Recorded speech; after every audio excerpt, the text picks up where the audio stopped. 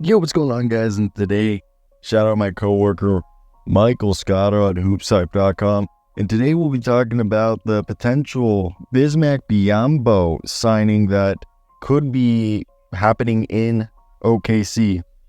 If you've been living under a rock, unfortunately, Chet Holmgren suffered an iliac hip fracture. Basically, when he fell, he broke his hip. He's going to be out 2 to 3 months. 8 to 10 weeks is when we're going to hear his return to play protocol.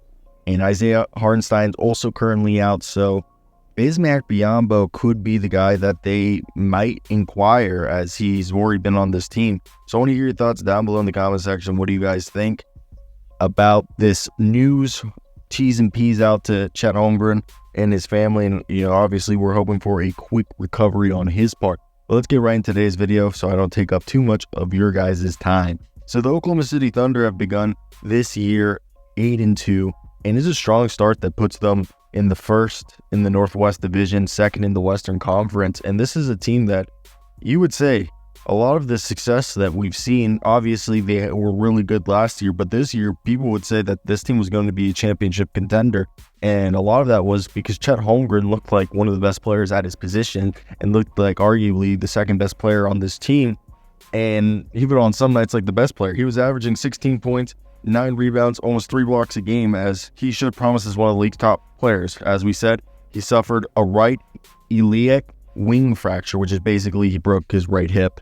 And the Thunder are going to be looking to probably fill the void that Chet Holmgren left, as he's going to be out for an extended period of time. So today I just want to kind of discuss what that's going to look like, as who could they go out, as they could consider signing veteran center Bismack Biyombo, who is available in the free agent market and played 10 games for the Thunder last year, as Isaiah Hartenstein and Holmgren are out due to injuries, and OKC is currently without a big man rotation.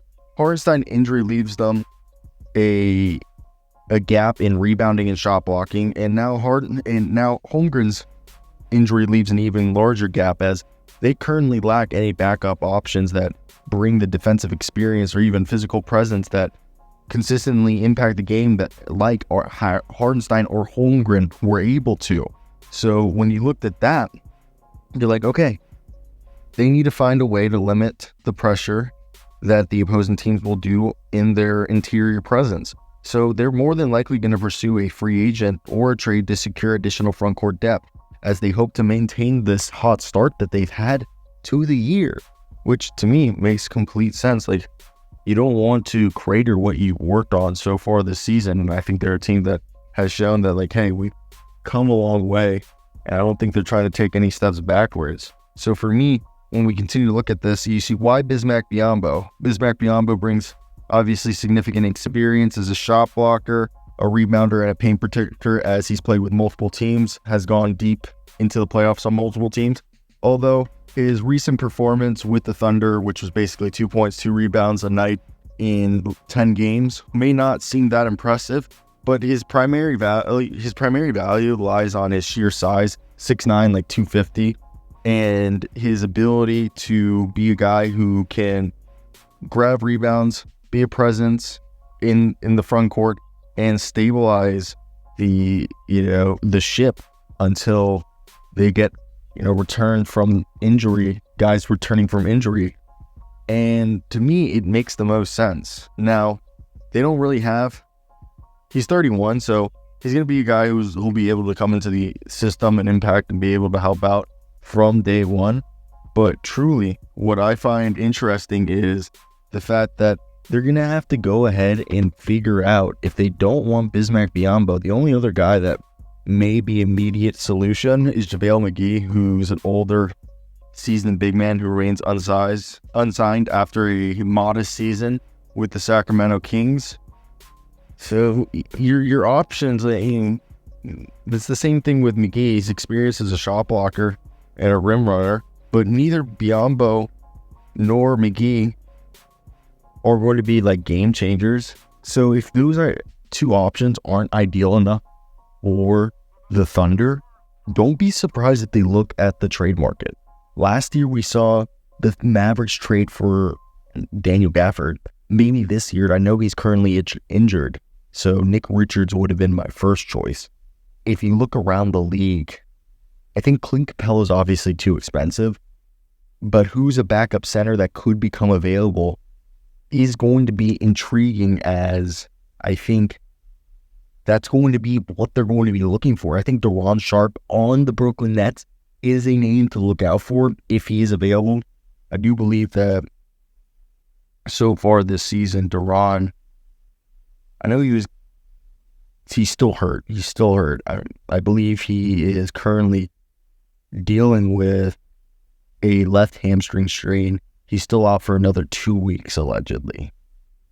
So the Thunder, they built a roster center around this quick, aggressive defense and efficient scoring. They're the number one team in steals and blocks. They boast a strong plus 12.8 net rating.